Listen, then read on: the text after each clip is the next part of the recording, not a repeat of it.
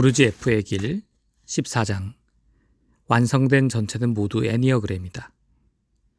언어의 불완전성, 객관적 지식, 신화, 상징, 문구, 정칙, 인간의 자기 완성 단계, 신지학적 추가, 애니어그램, 살아있는 상징, 보편적 언어, 객관적 예술과 주관적 예술, 객관적 음악. 말이나 생각은 때와 장소에 따라 변하지만 하나로 통합된 전체는 여궁무궁토록 변치 않습니다.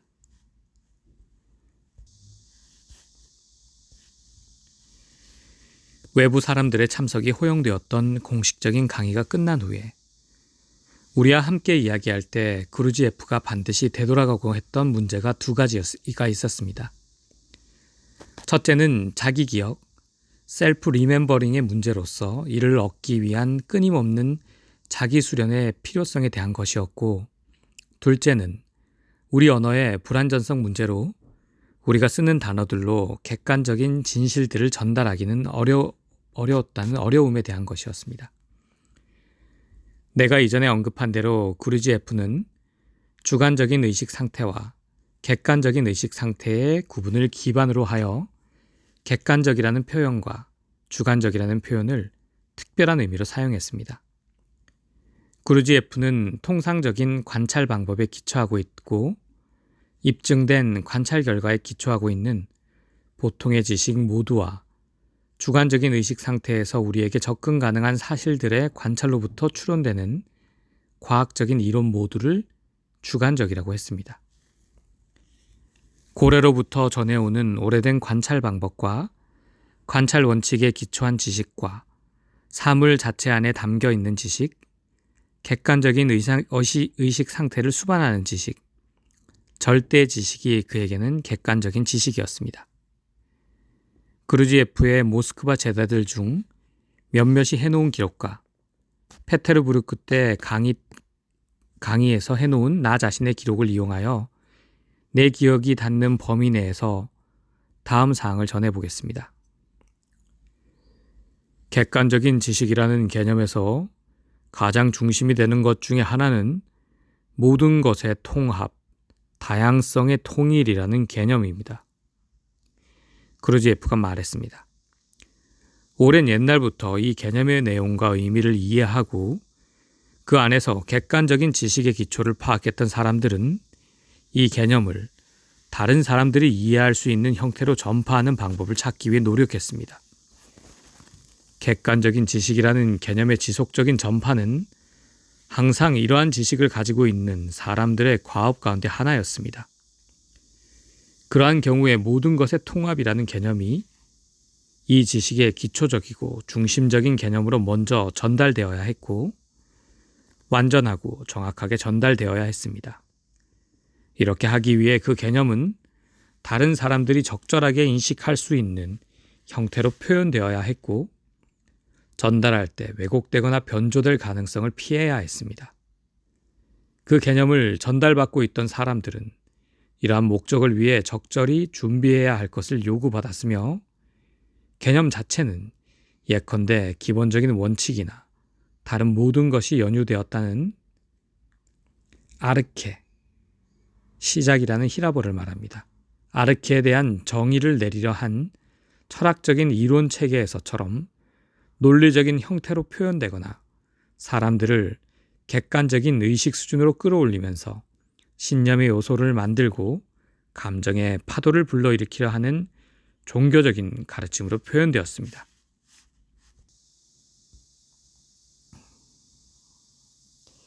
논리적인 형태나 종교적인 가르침으로 표현해 전달하고자 했던 이러한 두 가지의 시도 모두가 어떤 때는 더 성공적이었던 반면 어떤 때는 덜 성공적이었고 아주 오랜 옛날부터 현재에 이르기까지 인류의 전 역사를 통해 존재해 왔으며 인간이 가진 생각과 비전의 내밀한 생각을 결합하려는 이러한 시도의 도정에서 기념비처럼 보존되어 내려온 종교적이고 철학적인 강령의 형태를 띄어왔습니다. 그러나 통일의 개념이 포함된 객관적인 지식은 객관적인 의식에 속합니다. 이러한 지식을 표현하는 형태가 주관적인 의식에 의해 감지되면 어쩔 수 없이 왜곡되고 진실 대신에 그들은 점점 더 많은 망상을 만들어냅니다. 모든 것의 통합을 보고 느끼는 것은 객관적인 의식으로 가능합니다. 그러나 주관적인 의식에게 세계는 수백만 가지의 서로 떨어져 연결되어 있지 않은 현상으로 쪼개어져 있습니다. 이러한 쪼개어진 현상들을 일종의 과학적, 철학적 이론 체계로 연결하고자 하는 시도는 아무 곳에도 이르지 못합니다. 왜냐하면 사람들은 별개의 사실로부터 시작하여 전체라는 개념을 재구성할 수 없을 뿐만 아니라 이러한 구분이 기초하고 있는 법칙을 알지 못한 채로 전체를 구별해내는 원칙을 간파할 수 없기 때문입니다. 그럼에도 불구하고 모든 것을 통합한다는 개념은 지적인 생각에서뿐만이 아니라 다양성에 대한 모든 것의 엄밀한 관계에도 존재하므로 말이나 논리적인 형태로는 절대 분명하게 표현될 수가 없습니다. 언어에는 항상 극복할 수 없는 어려움이 남아 있습니다. 주관적인 의식 상태에서 복수성과 다양성이라는 인상을 표현하면서 구성되어 온 언어는 알기 쉽고 뚜렷한 통일성이라는 개념을 객관적인 의식 상태에 완전하고 분명하게 결코 전달할 수 없습니다. 객관적인 지식을 소유했던 사람들은 통상적인 언어의 불완전성과 약점을 깨닫고서 통일성이라는 개념을 신화, 상징, 그리고 특히 문구 정칙, 버벌, 포뮬러로 표현하려고 노력했습니다. 이러한 문구로 나타난 정칙은 수정되지 않고 전해 내려오면서 그 개념이 한 교단에서 다른 교단으로, 한 시대에서 다른 시대로 이어져 왔습니다. 보다 높은 정신의 중심이 인간의 보다 높은 의식의 상태에서 작용한다는 것은 이미 언급한 바 있습니다. 보다 높은 감정 중심과 보다 높은 사고 중심 말입니다. 신화나 상징의 목적은 인간의 보다 높은 중심에 이르고자 하는 데 있었으며 지성에는 접근할 수 없는 개념을 전달하고자 하는 데 있었고 잘못된 해석의 가능성을 배제할 형태로 개념들을 전달하고자 하는 데 있었습니다. 신화는 보다 높은 감정 중심에 상징은 보다 높은 사고 중심을 겨냥한 것입니다.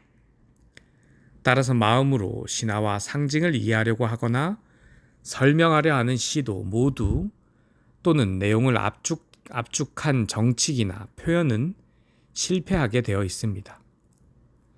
어떠한 것이든 항상 이해가 가능한 것은 오로지 적합한 중심에서일 뿐입니다. 그러나 객관적인 지식에 속하는 개념을 받아들이는 준비는 마음을 통해 이루어져야 합니다.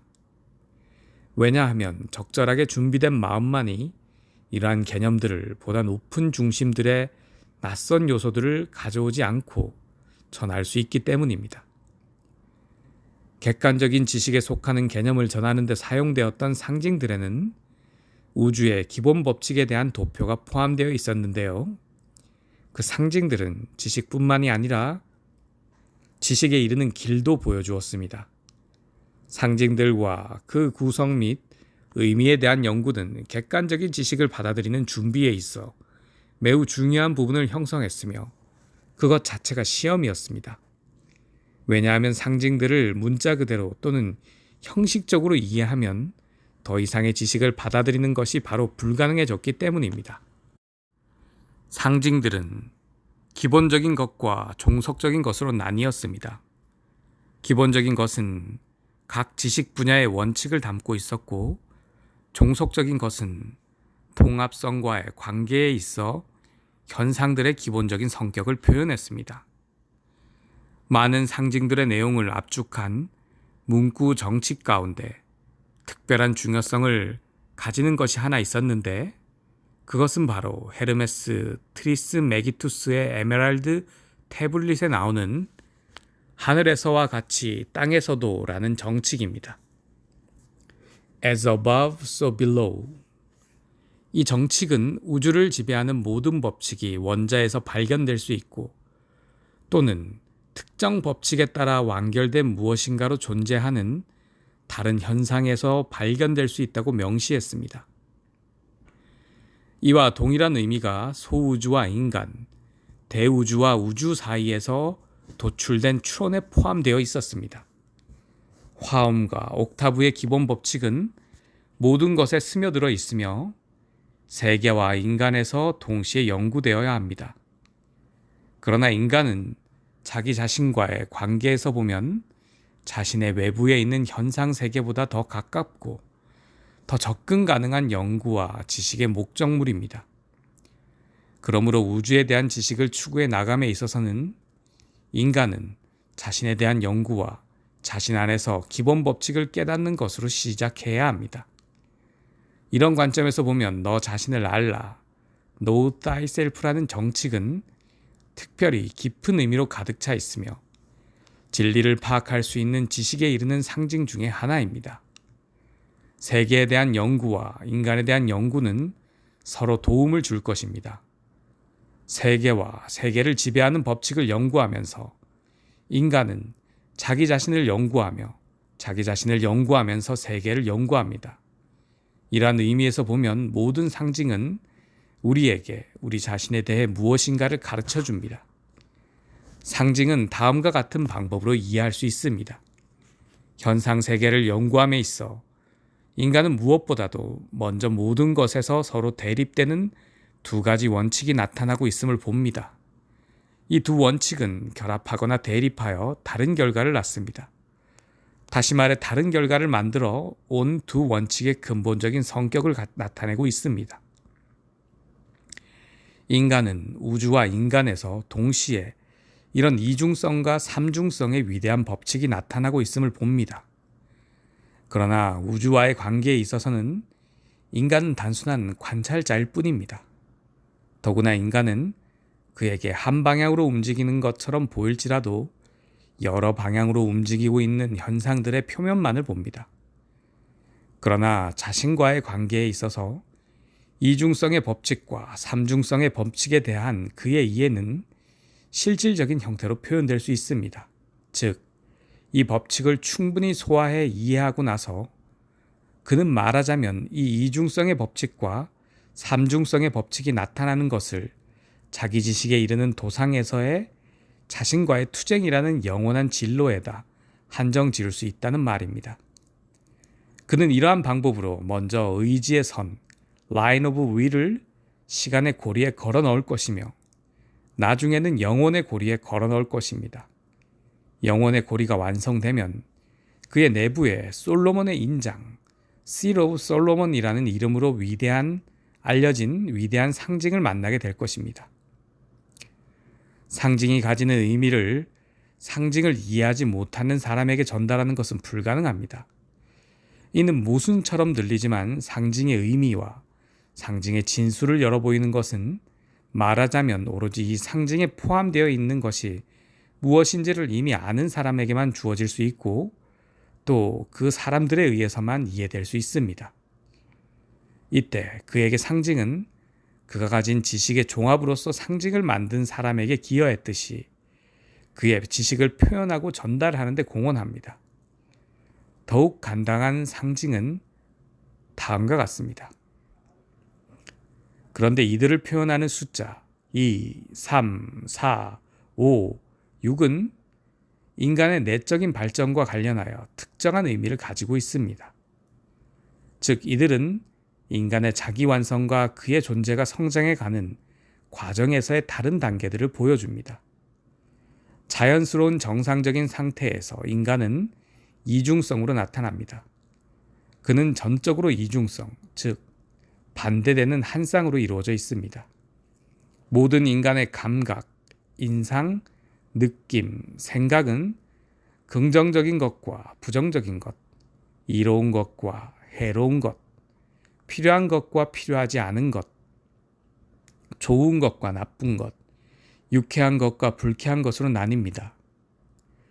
중심들의 작용은 이러한 구분의 신호에 따라 이루어집니다. 생각은 느낌과 반대됩니다. 동작의 충동은 고요함을 향한 본능적인 갈망과 반대됩니다.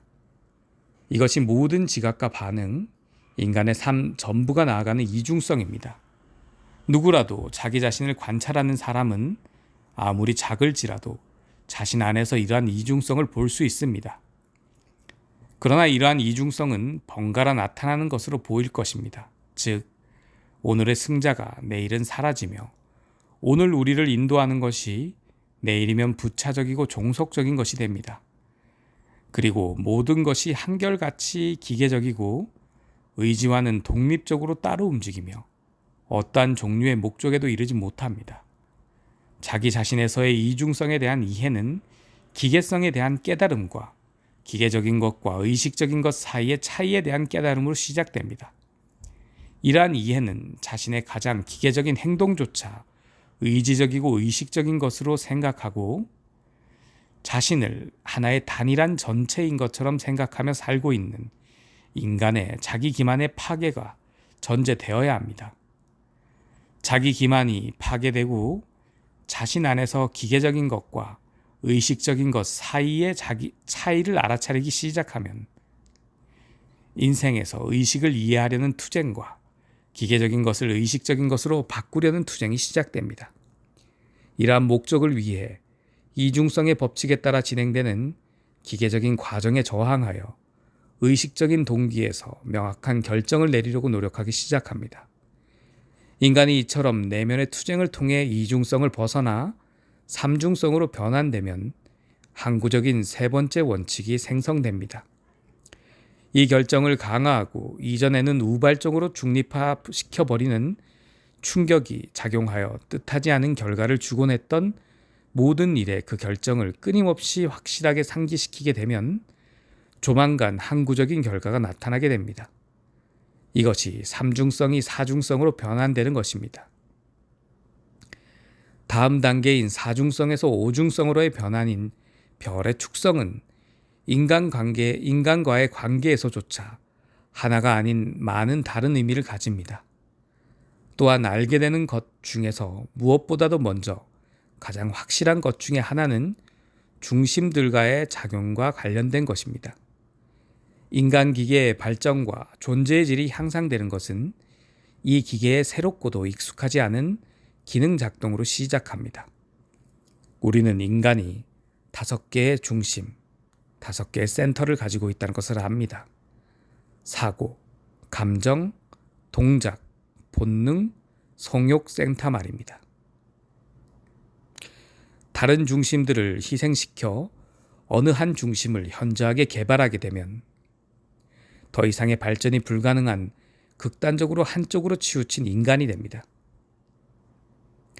그러나 만약 5개의 센터가 자신 안에서 조화롭게 일치되어 작용할 수 있는 경지에 이르게 되면 자신의 내부에 별을 깊이 간직하게 되고 완성된 모습을 가진 물리적으로 완전한 인간이 됩니다. 5개의 센터의 기능이 모자람 없이 적절하게 작동하게 되면 그 센터들을 놓쳐버린 원칙으로 안내하는 보다 높은 센터들과 결합시키게 되며 인간을 객관적인 의식과 객관적인 지식에 직접적이고 항구적으로 연결시키게 됩니다. 이때 인간은 6개의 점을 가진 별이 됩니다. 다시 말해 인생의 순환고리 내에서 별 자체 내에 독립적이고 완전한 모습을 간직함으로써 외부의 영향이나 우연한 충격으로부터 격리되어 자신의 내부에 솔로몬의 인장을 구체화시키게 되는 것입니다. 지금 2, 3, 4, 5, 6이라는 일련의 상징은 하나의 과정에 적용 가능한 것으로 해석됩니다만 이러한 설명조차도 완전하지 못합니다. 왜냐하면 결코 완전하게 설명될 수 없는 것이 상징이기 때문입니다. 예컨대 자기 지식이라는 개념이 체험되어져야만 하는 것처럼 상징 역시 같은 방법으로 체험될 수 있을 뿐입니다.